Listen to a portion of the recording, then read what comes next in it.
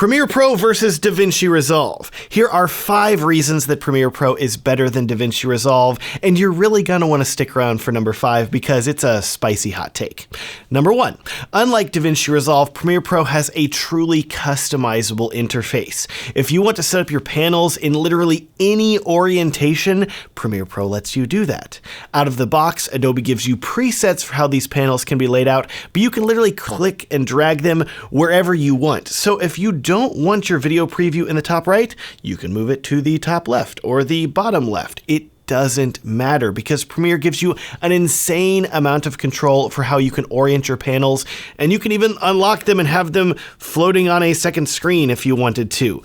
You have a ton of customizability there. On the other hand, Resolve only lets you toggle panels off and on, and you cannot move them around. So from a customizability standpoint then, something that really professional editors are going to appreciate, Premiere Pro wins. Speaking of winning, hey, my name is Matt Johnson, and I feel like a winner getting to make videos like this for you. Also, at this point, I'm sure you may have already started to type a comment saying, Matt, DaVinci is so much better. Well, don't worry, my video next week is all about how Resolve is better than Premiere Pro, so please subscribe if you want to see that.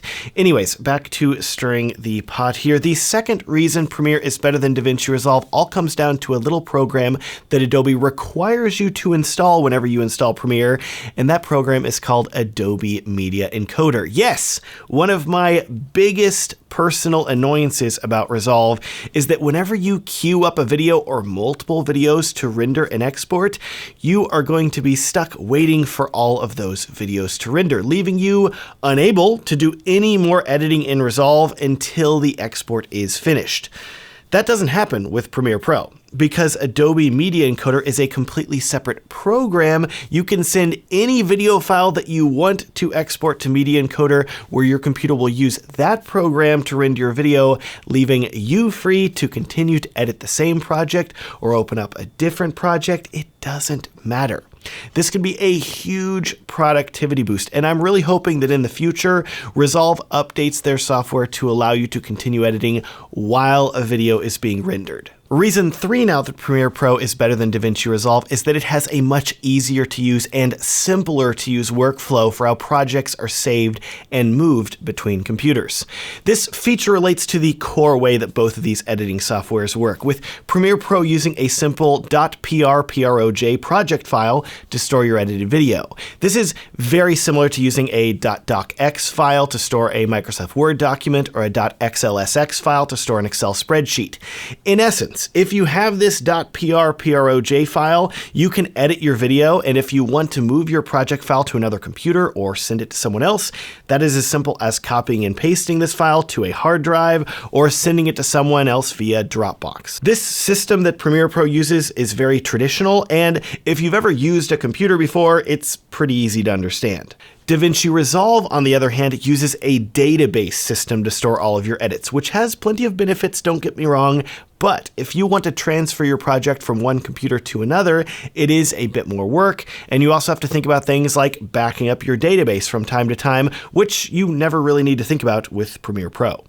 Anyways, reason 4, we have 2 left, and like I said earlier, the last reason is spicy, so hold on a second. Reason 4 that Premiere Pro is better than DaVinci Resolve is that it has been around longer and there is more support for more plugins. This is an area where I'm happy to say that Resolve is starting to catch up, but for a long time, Premiere Pro has been known as a software that's easy to create plugins for, and so whenever you see companies like Soundstripe offer a licensing plugin for video editing software that will enable you to download songs for your edit directly into your software, who did they first create a plugin for? Premiere Pro. Likewise, there's a very popular plugin that made waves in 2023 called Autopod that will edit your podcasts and even your full wedding ceremonies, which I made a tutorial about that I will link to up in the corner and down in the video description. Which editing platform did Autopod first make a plugin for? Premiere Pro. It's simple. If you want more plugins, the odds are that they are going to be on Premiere Pro. But like I said, I'm thankful that it's looking like Resolve is starting to catch up in this aspect. Lastly, we have made it to reason 5 that Premiere Pro is better than DaVinci Resolve. I promised you a spicy hot take, and here it is. DaVinci Resolve is known for having the best color grading tools because it got its start as a professional color grading software that eventually turned into an editing software. But I would argue that while DaVinci Resolve has more professional color grading tools, Premiere Pro has more user-friendly color grading tools that are better for quick fixes, especially if you are a beginner video editor. Hear me out, okay? If you want to color grade a video clip in Premiere Pro, the first thing that you see is a super basic color grading panel with sliders pulled directly from Adobe Lightroom, because so many filmmakers got their start as photographers, and this is a very familiar interface.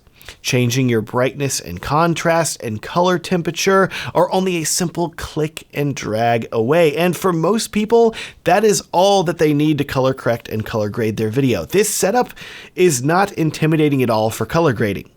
Open up Resolve on the other hand, and while you have vastly more control, there are no easy to use in-your-face sliders in sight. No, you get to learn an entirely new interface that looks different from any other editing interface you've ever used. Pull up a chair, kids, because it's time to talk about nodes. Let me put it this way. Once you take the time to learn the color page in DaVinci Resolve, you will be a wizard that can do basically anything with the colors in your videos, and I absolutely love it as a professional. But it is overkill for a lot of people, which is why the simpler and easier to use color grading interface of Premiere Pro is better. You can fight about this take in the comments down below. And if you're still mad and upset, remember I have another entire video coming out next week that literally is the anti-version of this video, where I'm going to share with you 5 reasons that DaVinci Resolve is better than Premiere Pro. And I've got to tell you, if you thought I had some hot takes in this video, you ain't seen nothing yet. So get subscribed. And while you're clicking that subscribe button, click the download link to my free guide called Edit Videos Like a Pro. This guide is going to show you some of the biggest things that took me years to learn as a video editor. And it doesn't matter if you use Premiere Pro or Resolve, the things that I teach in this guide will apply to you and help you be a better video editor. It's completely free and you can download it at the link down below. Thanks so much for watching and have a great day.